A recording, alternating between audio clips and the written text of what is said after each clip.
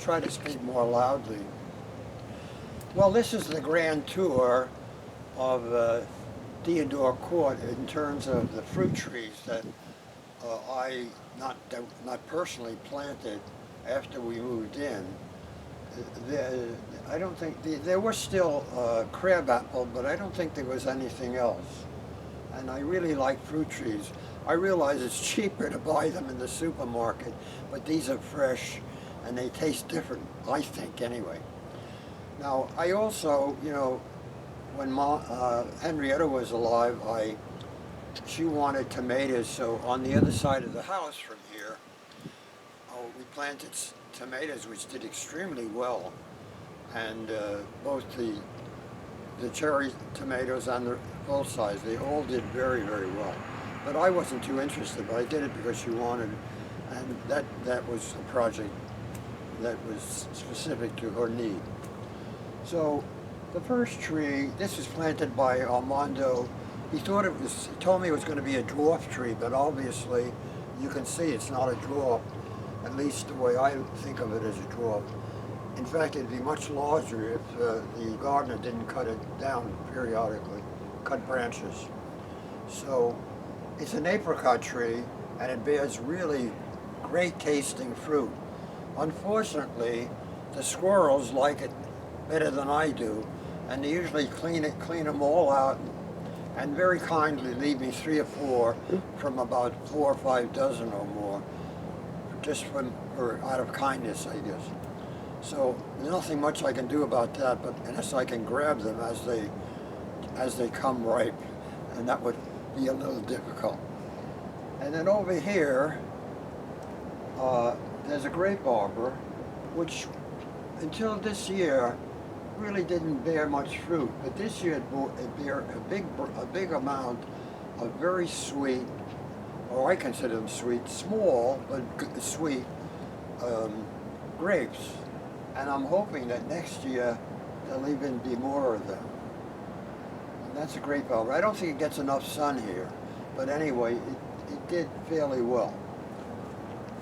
So, and then over here is a peach tree, which always does well, and for some reason, the squirrels don't take to it as much as they do to the apricots. So, I usually get almost all of the peaches, and they're good peaches, and a good size. Of course, with the drought, we don't know what's going to happen with trees. I don't think they're going to die, but they may not bear as much fruit. Well, let's go inside towards the yard here. I'm walking to the back of the house.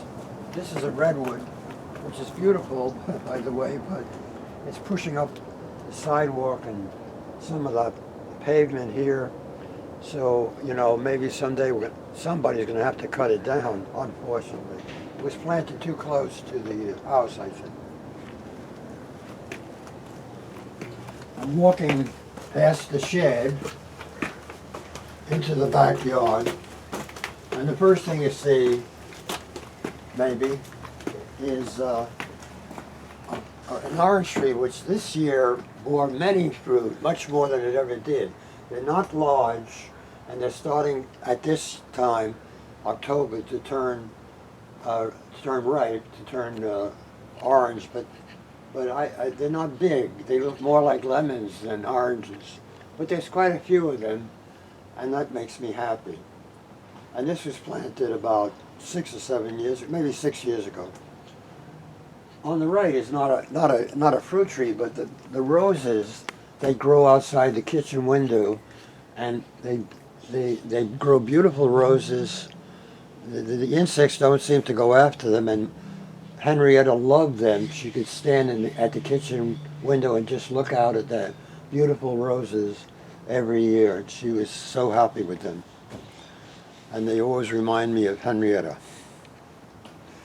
Now, I planted this year grapes over here because this has a lot more sun than back there, and I'm hoping that when this is finally growing up a bit, there'll be better grapes and more grapes. We'll see, though. It has a lot more sun than the one in the front. And over here is a very hardy apple tree which produces quite a few good apples and doesn't seem to require much care. So I planted this apple tree about the same time. I think it was before I planted the orange tree. I'm walking further into the yard. We come to what is called a kumquat, which is a citrus fruit. Very tasty. I love them. Unfortunately, the gardener that I have now is obsessed with cutting back plants, and this year there were no kumquats because he was overzealous in his obsession about cutting back plants. And I'm hoping that next year maybe they'll have some because they really produce some beautiful kumquats. Of course, this is our prize. When Henrietta always wanted a fig tree, and so I planted this about 4 years ago, and it's been tremendous, prolific, and the figs have been just wonderful.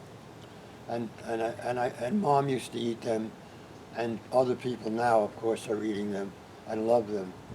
But it's a beautiful fig tree, and I'm going to plant a cherry tree here because the cherry tree that we planted, Armando planted on the other side of the yard, is completely shaded by large trees, and it bears fruit, good fruit. And I usually beat out the birds, but it doesn't bear enough of them. But the cherry tree here has to be cross-fertilized by another tree in less than 50 feet, and there's one on the other side of the yard, in the other neighbor's yard. So hopefully there'll be a nice edible fruit coming from the tree that I plant here. And there'll be much more sun here at certain times of the day than will ever be obtained on the other side of the yard. And right down, coming down further here, this is a crabapple tree which produces, if you like crab apples, produces lots of crab apples every year. They drop to the ground. I don't like them, so I don't eat them, so I don't harvest them. But it's a very strong tree. And I guess that's the extent of the fruit. On the other side of the yard, as I say, we planted at one time vegetables, but we're not doing that anymore. But I get a lot of joy out of the fruit trees when they bear fruit, and a lot of people eat them and enjoy them. So, hope you enjoyed this grand tour of the fruit trees of 8758 Deodore Court. Have a good day.